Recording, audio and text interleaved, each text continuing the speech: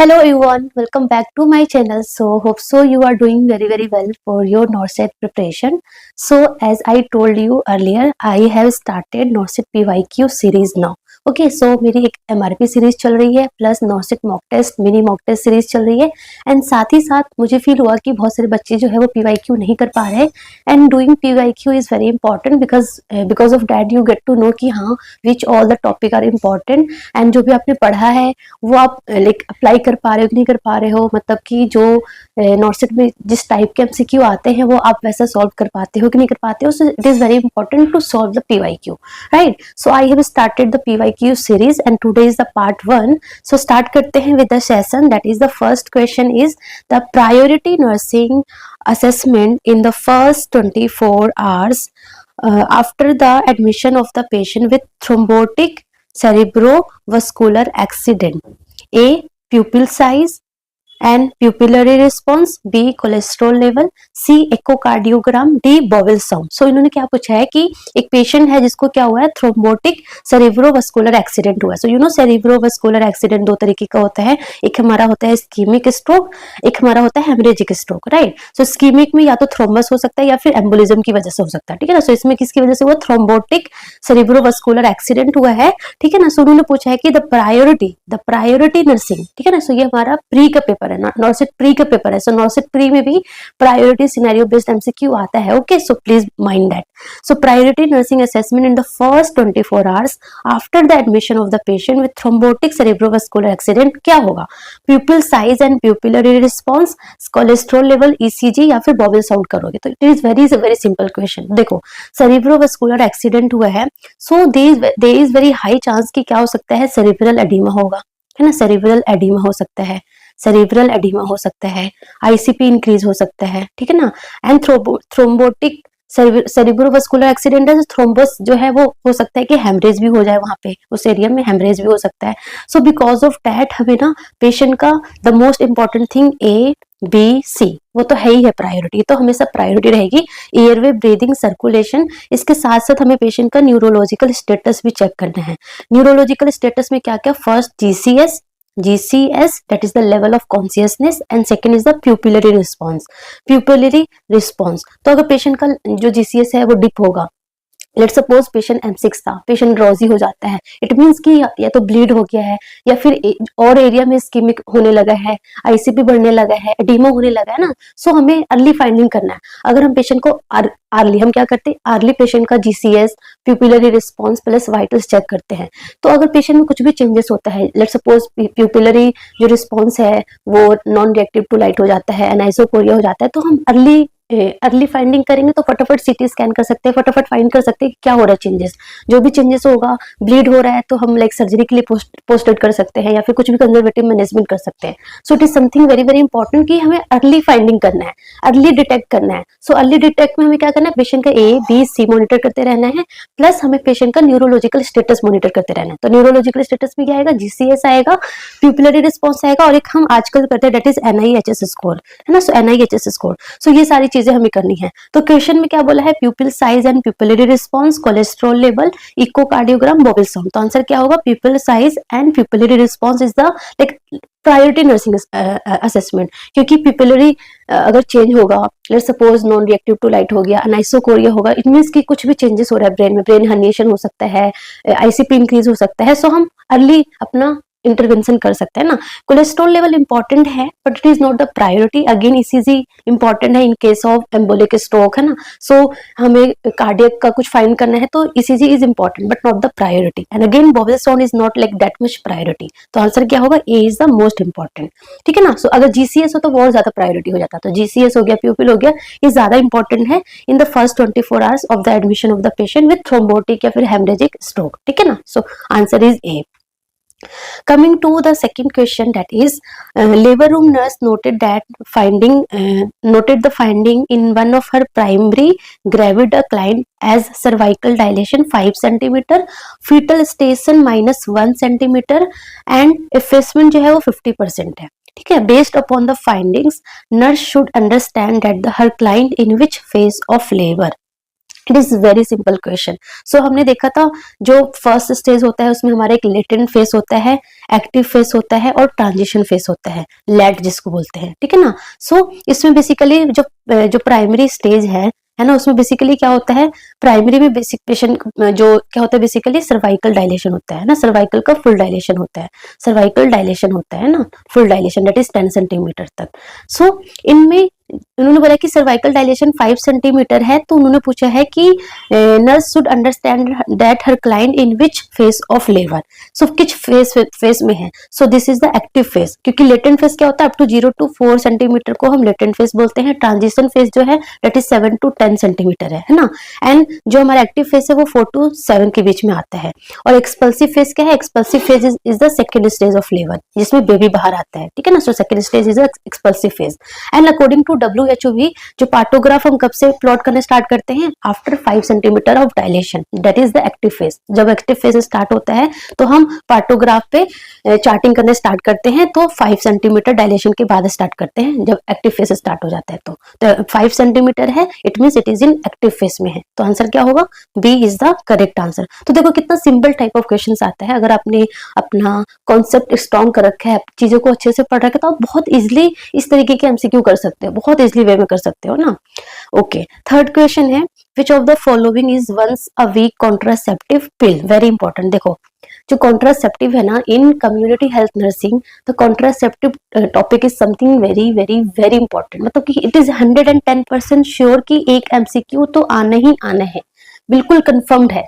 तो अगर आपने नहीं पढ़ा है कॉन्ट्रासेप्टिव, वेदर इट्स हार्मोनल हो गया, जितने भी है कॉपर टी एंड ऑल, सारे के सारे कॉन्ट्रासेप्टिव इंपॉर्टेंट है, तो प्लीज पढ़ लो। कहाँ से पढ़ना है, ऑलरेडी मैंने वीडियो बना रखी है, CHN में जाना आपको, उसमें सारे के सारे कॉन्ट्रासेप्टिव मिल जाएंगे। And it is more than enough, उससे ज्यादा कुछ भी नहीं आ सकता है, ठीक है ना। ठीक है, सो उन्होंने बोला once a week contraceptive pill किसको बोलते हैं, and it is very confusing type of question, ठीक है ना। क्यों कंफ्यूजिंग है, देखो इसमें एक हमारा छाया है, एक हमारा सहेली है, ठीक है। सो एक छाया है, सहेली है, तो छाया हो गया, सहेली हो गया, इसको हम सेंट क्रोमिन भी बोलते हैं, सेंट क्रोमिन भी होता है, इसको बोलते हैं। एंड जो ये हमारा छाया है, सहेली है, सेंट क्रोमिन है, it is non hormonal, very very important, it is non hormonal, non steroidal है ना, नॉन हार्मोनल और नॉन स्टेरॉइडल है, ठीक है। Non hormonal non steroidal tablets है। तो ये जो छाया, सहेली और सेंट क्रोमिन है, it is non hormonal, non steroidal. And very important thing is that कि ये हमारे इंडिया में डिस्कवर्ड हुआ है। तो CDRI जो है ना लखनऊ में, वहां पे ये मैन्युफैक्चर हुआ है, ठीक है ना। सो CDRI लखनऊ में ये इन्वेंट हुआ है, छाया, सहेली, सेंट क्रोमिन। तो इसको हम कैसे लेते हैं, इसको लाइक फर्स्ट 3 मंथ कैसे करते हैं, twice in a week, 2 times in a week लेते हैं। एंड आफ्टर 3 मंथ क्या करते हैं, after 3 month it is taken as once a week.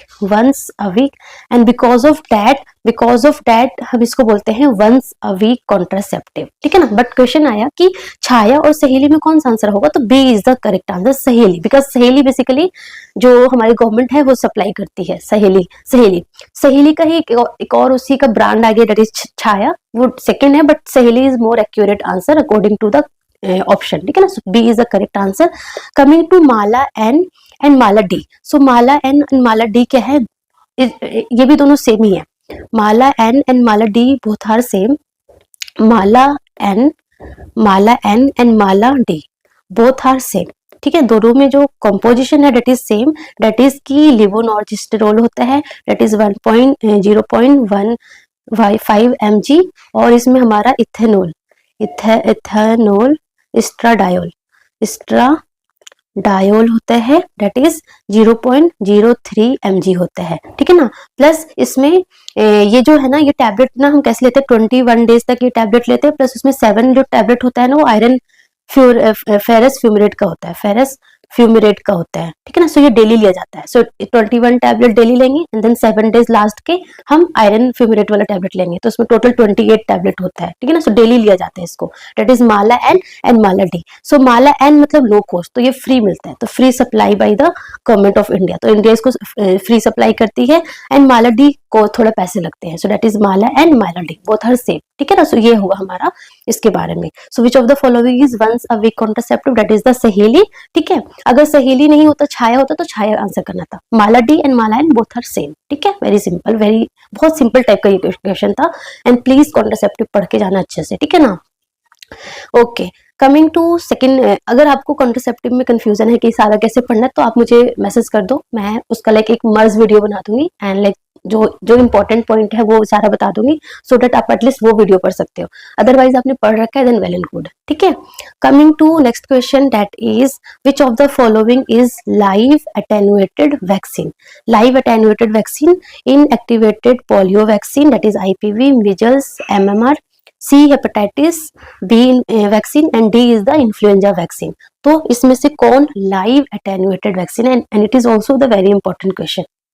तो एक हमारा लाइव अटेन्युएटेड होता है, एक किल्ड होता है ना। तो ये हमें याद करना है। सो मीजल्स और MMR क्या है, that is the live attenuated vaccine. And जो लाइव अटेन्युएटेड वैक्सीन होता है ना, that is contraindicated during pregnancy, so pregnant women को नहीं देते हैं। प्लस जो इम्यूनो कॉम्प्रोमाइज्ड पेशेंट होते हैं, इम्यूनो सप्रेसिव पेशेंट होते हैं, उनमें भी ये क्या होता है, कॉन्ट्राइंडिकेटेड होता है। इट इज इंपॉर्टेंट, ठीक है ना। सो ये टेबल है, ये टेबल की आप स्क्रीनशॉट ले लो या फिर अपनी छोटी कॉपी में ये नोट कर लो और इसको याद कर लो, ठीक है। इसमें क्या है, लाइव अटेन्युएटेड वैक्सीन में कौन कौन से है, BCG oral polio vaccine, MMR हो गया, मीजल्स हो गया, rota virus, varicella, yellow fever vaccine, intranasal influenza vaccine, very important, intranasal influenza vaccine हो गया, ठीक है ना। एंड इन्फ्लुएंजा हो गया। सो इन्फ्लुएंजा अगर सिंपल आएगा तो हमारा किल्ड और इनएक्टिवेटेड वैक्सीन है, बट अगर इंट्रानेजल बोला तो वो हमारा लाइव अटेन्युएटेड वैक्सीन है, ठीक है। किल्ड में हमारा IPV है, तो कैसे याद करने हैं, OPV और IPV में कंफ्यूज नहीं होना है। IPV मतलब कि I फॉर इंजेक्शन से सीधा क्या हो जाता है, इंसान किल्ड हो जाता है, मर जाता है, तो दैट्स व्हाई IPV क्या है, किल्ड वैक्सीन है।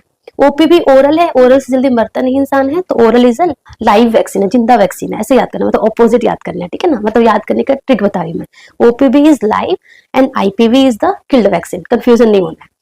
रेबीज हो गया, हेपेटाइटिस A हो गया, influenza, Japanese encephalitis, cholera vaccine and pertussis vaccine, ये सारे हमारे किल्ड वैक्सीन है, ठीक है। कमिंग टू द रिकॉम्बिनेंट और सब यूनिट या फिर टॉक्सॉइड वैक्सीन भी बोला जाता है, दैट इज हेपेटाइटिस B हो गया, ह्यूमन पैपिलोमा वायरस वैक्सीन हो गया, डिप्थीरिया वैक्सीन हो गया, टेटनस हो गया and pneumococcal conjugate vaccine virus हो गया। तो ये सारे वैक्सीन क्या है, रिकॉम्बिनेंट वैक्सीन है। ये सारे टेबल याद कर लो, बहुत इंपॉर्टेंट है, ठीक है ना। Coming to next question, that is under the revised integrated. हाँ, तो ये थोड़ा सा जो बोले थे ना कि बहुत सारे बच्चे बोले थे कि गाइडलाइंस के ऊपर MCQ बनाओ, गाइडलाइंस के ऊपर मतलब सारा गाइडलाइंस एक साथ बता दो, तो सारा गाइडलाइन एक साथ पता नहीं चलता है, जब हम पढ़ते हैं तो चीजें पता चलती है, ठीक है ना। तो इसमें एक नया गाइडलाइंस आया है, दैट इज कि under the revised integrated child development services, है ना। तो पहले आपने ICDS आई थिंक सुना होगा, ठीक है ना। सो अब रिवाइज्ड ICDS आ गया, मतलब ICDS जो है इंटीग्रेटेड चाइल्ड डेवलपमेंट सर्विसेज है, वो रिवाइज्ड हो गया है। So under this what is the recommended daily nutritional provision for children age 6 to 72 month under the supplementary nutrition programme Poshan, it is not portion, it is पोषण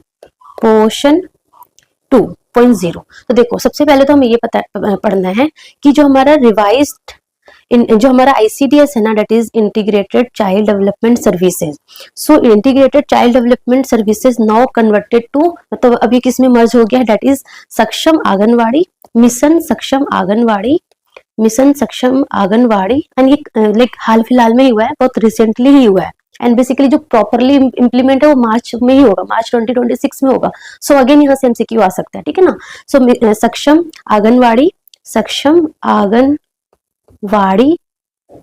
and पोषण to, है ना। सो अब ये ICDS किस में कन्वर्ट हो गया है, सक्षम आंगनवाड़ी एंड पोषण 2.0। सो इसके अंडर अब क्या हो गया कि सक्षम आंगनवाड़ी, तो आंगनवाड़ी को क्या करना है, सक्षम बनाना, मतलब कि स्ट्रेंथनिंग करनी है।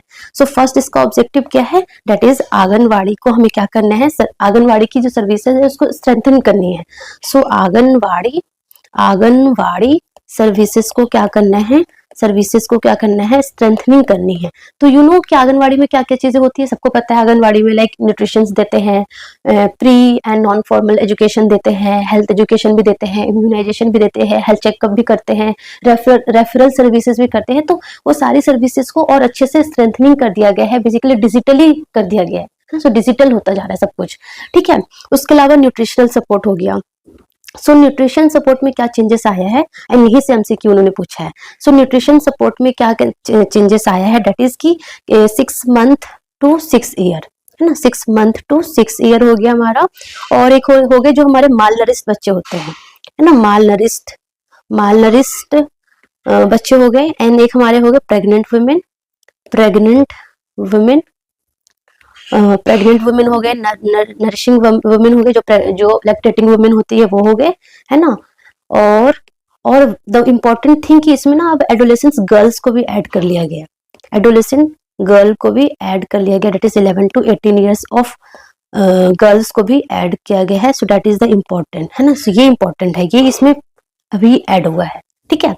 सो इसके अकॉर्डिंग क्या है, इसके अकॉर्डिंग ये है कि 6 मंथ टू 6 ईयर्स के बच्चों को डेली कितना देना है, 500 किलो कैलोरी पर डे देना है, ठीक है। एंड 12 से 15 ग्राम क्या देना है, प्रोटीन देना है, ठीक है। सो 500 किलो कैलोरी देना है और 12 से 15 ग्राम पर डे प्रोटीन देना है। माल नरिश अगर बच्चा है तो माल नरिश को थोड़ा ज्यादा देना है, डेट इज 800 किलो कैलोरी देनी है। एंड प्रोटीन कितना देनी है, प्रोटीन हमें देना है 20 से 25 ग्राम, ठीक है। एंड प्रेग्नेंट वुमेन हो गया, नरिशिंग वुमेन हो गया, एंड एडोलेसेंस गर्ल हो गए, इन सबको कितना देना है, इन सबको देना है 600 kilo calorie per day. And protein कितना देना है, 18 to 20 ग्राम प्रोटीन देना है। So that is the nutritional support हमें देना है फॉर दिस ग्रुप, है ना। So that is very very important. And then क्या है, देन हमारा एक तो हमारा हो गया आंगनवाड़ी सर्विसेज को स्ट्रेंथन करना है, न्यूट्रिशनल सपोर्ट देना है, एंड क्या करना है, it is also included, it is also the new one. एक तो हमारा ये न्यू था, ये आपको न्यू याद करना है, एक ये हमारा न्यू था।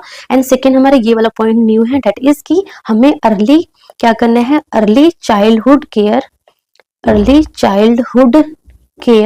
एंड एजुकेशन देना है ना। So early childhood care and education देना है, जिसमें 0 to 3 ईयर्स को अर्ली स्टिमुलेट करना है, अर्ली स्टिमुलेशन करना है, ठीक है ना, और अर्ली स्टिमुलेशन करना है। एंड 3 to 6 ईयर्स के बच्चे को क्या करना है, हमें pre school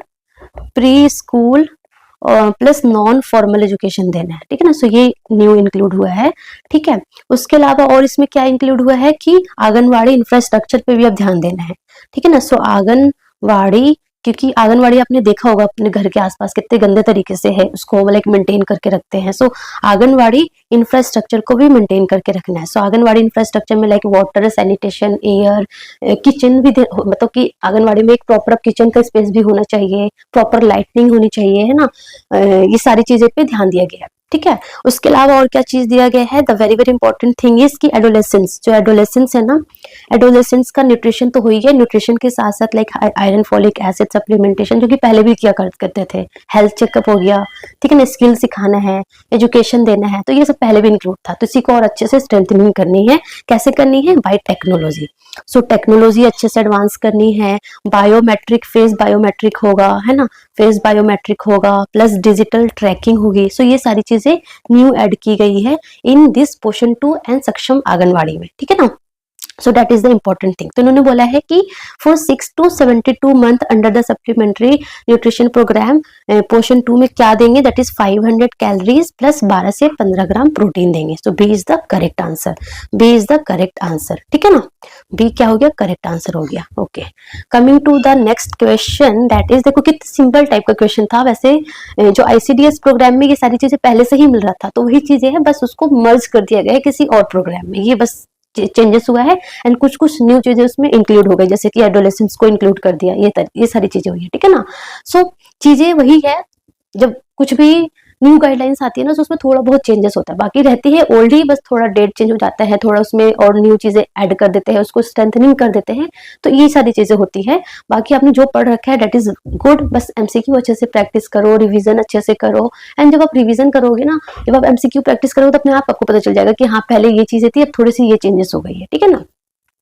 A patient brought in the emergency department with kerosene poisoning, very important. On duty nursing officer know that which of the following nursing intervention is most appropriate. So kerosene किस में आता है, kerosene is a hydrocarbon, है ना, kerosene belongs to hydrocarbon, hydrocarbon, kerosene हो गया, diesel हो गया, ऑयल हो गया, है ना, ये सारे कहाँ पे होते हैं, हाइड्रोकार्बन में आते हैं। सो उन्होंने बोला है कि hydrocarbon that is the kerosene poisoning हुई है, तो वो duty nursing officer know which of the following nursing intervention is most appropriate, immediately induce the vomiting, gastric lavage is contraindicated, insert the 36 French orogastric tube, administer activated charcoal। so देखो, जब भी hydrocarbon जब patient ingest करता है ना, तो क्या हो सकता है, बहुत हाई चांस होता है एस्पिरेशन का, एस्पिरेशन का चांसेस है, एंड इस एस्पिरेशन की वजह से क्या हो सकता है, एस्पिरेशन न्यूमोनाइटिस हो सकता है, न्यूमोनाइटिस हो सकता है, ARDS हो सकता है, एंड उसकी वजह से डेथ भी हो सकती है पेशेंट का, है ना। so, मतलब कि एस्पिरेशन का चांस बहुत ज्यादा होता है। एंड आपने अगर वॉमिटिंग इंड्यूस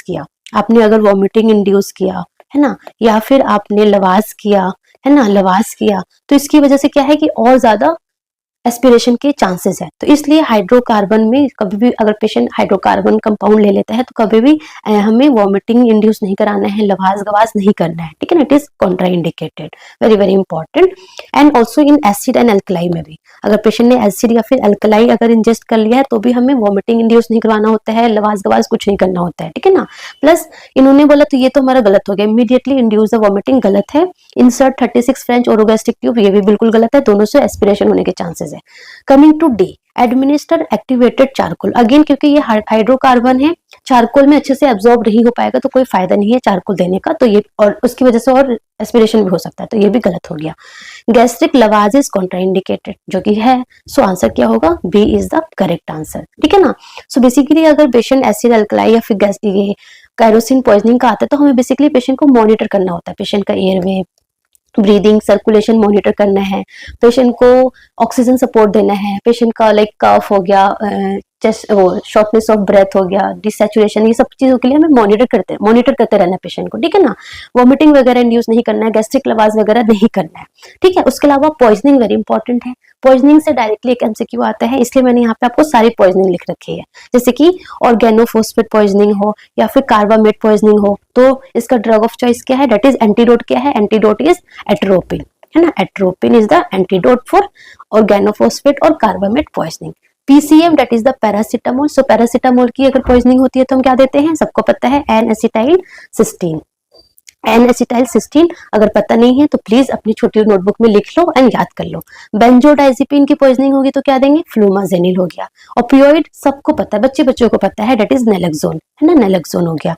उसके अलावा हेपेरिन, ये भी पता है सबको, प्रोटामाइन सल्फेट, है ना, प्रोटामाइन सल्फेट। वारफरिन का क्या होगा, वारफरिन का हमारा होगा विटामिन के।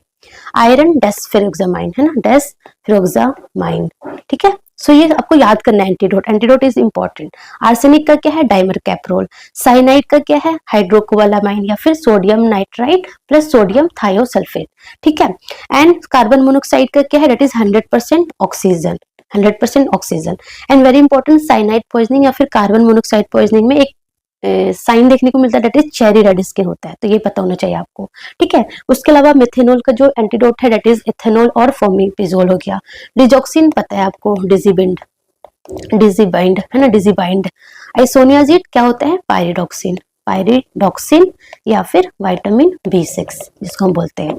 बीटा ब्लॉकर जिसमें ओलोल आते हैं, like propranolol, atenolol, metoprolol, labetalol, उसके क्या है, ग्लूकागोन हो गया। Calcium channel blocker that is amlodipine, verapamil, है ना, सो इसके हमारा है कैल्शियम ग्लूकोनेट। तो ये हमारे एंटीडोट थे, that you should know, at least इतना एंटीडोट तो आपको पता ही होना चाहिए। तो पता है देन वेल एंड गुड, नहीं पता, जो पॉइंट नहीं पता उसको अभी के अभी नोट कर लो, ठीक है ना। Okay, coming to next question, that is a 45-year-old male patient presented to outpatient department with symptoms suggestive of active pulmonary tuberculosis including persistent cough, weight loss and night sweat, ठीक है ना। As part of the diagnostic workup, the physician ordered a Montex test using 0.1 ml of purified PPD to be administered in the left forearm, ठीक है ना। So पता है आपको PPD Mantoux test, the nurse preparing to administer the test recall the correct route of administration for PPD, which route should be used to administer the Mantoux test. It is very simple, it is intradermal, सबको पता है, सारे बच्चों को पता होगा। सोचो इतना इजी क्वेश्चंस भी नॉर्सेट में आता है, ठीक है। इसमें आपको और एक्स्ट्रा चीजें क्या याद करना है कि जब हम इंट्राडर्मली हम पीपीडी डालते हैं, मोन्टेक्स टेस्ट करते हैं, एंड उसके 48 टू 72 आवर्स के बाद हमें क्या करना होता है, रीड करना होता है, हमें चेक करना होता है। क्या चेक करते हैं हम, इंड्यूरेशन चेक करते हैं, वेरी वेरी इंपॉर्टेंट। हम लाइक एराइदीमा, रेडनेस वगैरह चेक नहीं करते हैं, इंड्यूरेशन चेक करते हैं, जो रेस्ट पार्ट है ना वो चेक करते हैं। सो इंड्यूरेशन में 3 चीजें हैं, या तो हो सकता है more than equal to 10 mm हो, है ना, 10 mm हो, या फिर 6 to 9 mm हो, या फिर लेस देन 6, या फिर बोल सकते हैं लेस देन 5 और 6 mm हो, लेस देन 6 mm हो। सो अगर मोर देन 10 mm है या इक्वल टू 10 mm है, that is means it is positive, result क्या है, पॉजिटिव है। अगर 6 to 9 है मतलब कि डाउटफुल है, डाउटफुल है। अगर लेस देन 6 है तो मतलब कि नेगेटिव है। बट अगर कुछ पेशेंट में, जैसे कि इम्यूनो कॉम्प्रोमाइज पेशेंट है, इम्यूनो सप्रेसिव पेशेंट है, या फिर the patient who is contact with like जो रिसेंट जो एक्टिव टीबी इन्फेक्शन से रिसेंट कॉन्टेक्ट हुआ है, वो पेशेंट में, उन पर्सन में जो अगर 5 mm भी होता है तो पॉजिटिव माना जाता है, ठीक है ना, पॉजिटिव माना जाता है। It is very very important. So more than और इक्वल टू 5 भी होता है तो पॉजिटिव माना जाता है in immunocompromised, immunosuppressive like organ transplant patient हो गया, HIV पेशेंट हो गए, एंड जो रिसेंटली जो एक्टिव टीबी के साथ कॉन्टेक्ट हुए हैं उन पेशेंट में, ठीक है ना। सो ये चीजें भी आपको पता होना चाहिए रिगार्डिंग मोन्टेक्स टेस्ट, ठीक है। Coming to next question, that is which of the following is an example of distributive shock? So very very simple, मैंने शॉक पढ़ाया था अभी कुछ दिन पहले, पूरा का पूरा शॉक कंप्लीट पढ़ाया था मैंने। So डिस्ट्रीब्यूटिव शॉक का मतलब होता है that will lead to widespread vasodilation, vasodilation है ना। So decrease the systemic vascular resistance, so vasodilation हो जाता है, उसको हम बोलते हैं डिस्ट्रीब्यूटिव शॉक। सो वेजोडाइलेशन कौन कौन से शॉक में होता है, एक तो हमारा एनाफाइलेक्टिक शॉक होता है, एनाफाइलेक्टिक शॉक में होता है because of the allergic reaction की वजह से होता है वेजोडाइलेशन, ठीक है। उसके अलावा हमारा सेप्टिक शॉक होता है, सेप्टिक शॉक में बिकॉज ऑफ द इन्फेक्शन की वजह से वेजोडाइलेशन हो जाता है। एंड एक हमारा होता है न्यूरोजेनिक शॉक में because of the spinal cord injury, है ना, न्यूरोजेनिक शॉक। ये सारे शॉक क्या है, ये सारे शॉक हमारे डिस्ट्रीब्यूटिव शॉक है, वाइड स्प्रेड वेजोडाइलेशन करता है, एनाफाइलेक्टिक, सेप्टिक, न्यूरोजेनिक। तो उन्होंने क्या बोला, which of the following is an example of distributive shock. Anaphylactic shock yes, burn shock का मतलब है hypovolaemic shock, hypovolaemic shock. Haemorrhagic shock again इसका मतलब है हाइपोवोलेमिक शॉक, ठीक है। सर्जिकल शॉक ऐसा कुछ होता नहीं है, सो ये तो ऐसे गलत हो गया। तो बी और सी क्या है, हाइपोवोलेमिक शॉक है। हाइपोवोलेमिक शॉक जो है वो डिस्ट्रीब्यूटिव शॉक नहीं होता है, तो A is the correct answer. Very simple question है ना, ठीक है। Coming to next question, that is during delivery of infant anterior shoulder becomes impacted behind the maternal pubis symphysis and that is known as shoulder dystocia, है ना। जब अगर shoulder जो है इम्पैक्ट हो जाता है प्यूबिस सिम्फाइसिस के बिहाइंड, तो उसको हम क्या बोलते हैं, उसको हम बोलते हैं शोल्डर डिस्टोसिया। वहां पे आपको टर्टल साइन देखने को मिलता है, टर्टल साइन देखने को मिलता है, क्योंकि जो हेड है वो आएगा अंदर जाएगा, बाहर आएगा अंदर जाएगा, so it seems to be like a turtle, so that's why it is known as turtle sign, ठीक है ना। दैट इज शोल्डर डिस्टोसिया, ठीक है। What is the first manoeuvre that should be attempted, very simple. देखो अभी मैंने अपनी MRP complete की थी ऑफ ओबीजी, है ना, सो मस्ट रिमेंबर पॉइंट ऑफ ओबीजी मैंने कंप्लीट किया है, एंड उसमें मैंने आपको बताया था shoulder dystocia is very very important, and मैंने उसमें बहुत सिंपल सा निमोनिक बताया था कि कभी भी शोल्डर डिस्टोसिया होता है तो जो हम इंटरवेंशन लेते हैं, जो हमें मैनेजमेंट करना होता है, उसका मैंने एक निमोनिक बताया था, राइट। सो उसका जो निमोनिक था दैट इज हेल्पर, क्या था, हेल्पर। कभी भी अगर शोल्डर डिस्टोसिया होता है, shoulder dystocia is the emergency condition, you can't wait, आराम से बैठना नहीं है, वेट नहीं करना है, it is the emergency condition, तो आपको फटाफट सारा काम करना है, so it is the helper वाला कंडीशन हो जाता है। सो हेल्पर में एच क्या है, H is the call for help, H is the call for help, call for help. E is the evaluate for episiotomy, evaluate for episiotomy, है ना। सो अब हमें एपिसियोटोमी करना है ना। Routine episiotomy is not recommended during time, है ना। जो WHO ने अब बोला है कि हमें रूटीन एपिसियोटोमी नहीं करना है, ठीक है ना। सो अगर जैसे कि in case of shoulder dystocia कर सकते हैं, सो इवेलुएट फॉर एपिसियोटोमी, ठीक है। Then L, L for leg, leg का मतलब है हम क्या करेंगे, सबसे पहले हम मैकरोबर्ट्स मैन्यूवर अप्लाई करेंगे, दैट इज मैकरोबर्ट्स मैन्यूवर हम अप्लाई करेंगे, मैक्रोवर्स मैन्यूवर अप्लाई करेंगे। मैक्रोवर्स मैन्यूवर क्या होता है, इसमें हम लेग को हाइपर फ्लेक्स कर देते हैं, ठीक है ना। एंड मैक्रोवर्स मैन्यूवर अप्लाई करने के बाद हम क्या करेंगे, एल हो गया, पी इज प्रेशर, प्रेशर में हम क्या करेंगे, सुप्रा प्यूबिक प्रेशर लगाएंगे, मतलब प्यूबिक सिम्फाइसिस पे प्रेशर लगाएंगे, सुप्रा प्यूबिक प्रेशर लगाएंगे। जब मैंने पढ़ाया था मेरी एमआरपी सीरीज ओबीजी की, तो मैंने उस टाइम आपको पूरा प्रॉपर आपको डायग्राम्स भी दिखाया था, बिकॉज डायग्राम भी इंपॉर्टेंट है। तो प्लीज ओबीजी अच्छे से पढ़ के जाना, बहुत इंपॉर्टेंट क्या बोलते हैं सब्जेक्ट है, ठीक है ना। सो सुप्रा प्यूबिक प्रेशर लगाएंगे, पी एंड ई, ई में हम क्या करेंगे, एंटर मैन्यूवर। सो हमने मैक्रोवर्स मैन्यूवर लगा दिया, हमने सुप्रा प्यूबिक प्रेशर लगाया, अभी भी बाहर नहीं आया है, तो हम क्या करेंगे, और मैन्यूवर अप्लाई करेंगे।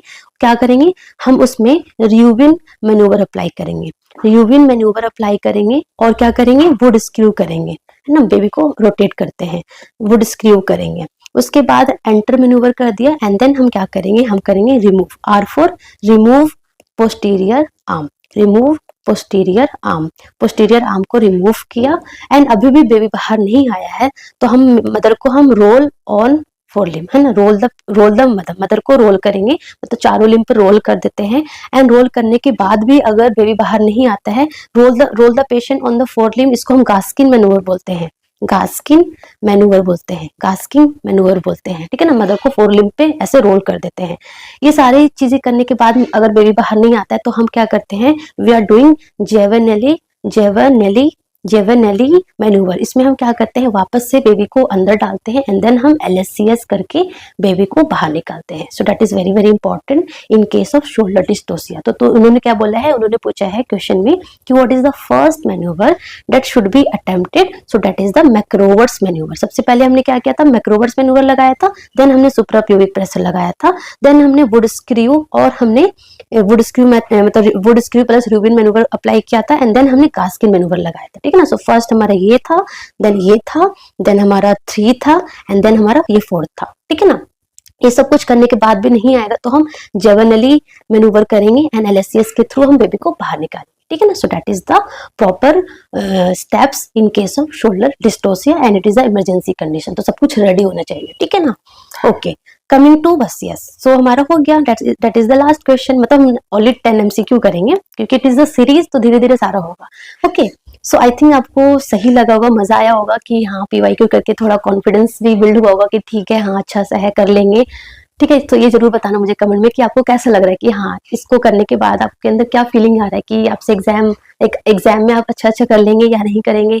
प्लस अगर आपको ओबीजी से रिलेटेड प्रॉब्लम है कि ओबीजी मैंने अभी तक पढ़ी नहीं है, तो प्लीज मेरी एमआरपी की सीरीज जस्ट पढ़ के चले जाओ, उसमें आप बहुत सारे क्वेश्चंस करके आराम से आ सकते हो। बहुत बहुत ईजी है, बहुत समझ में आ जाएगा। 10 वीडियोज है, 10 वीडियोज में आपको लाइक ए टू जेड चीजें है, लाइक पूरा concept to like image to drug, everything is clear in 10 videos. And plus मैंने एमआरपी और मैंने साइकियाट्री की भी स्टार्ट की है, तो साइकियाट्री में भी टोटल 6 वीडियोज आएगी, एंड सारा का सारा साइकियाट्री भी कंप्लीट हो जाएगा, ठीक है ना। So okay, so that's all about today. Thank you so much, all the best, लगे रहो, जमे रहो, अच्छे से पढ़ते रहो।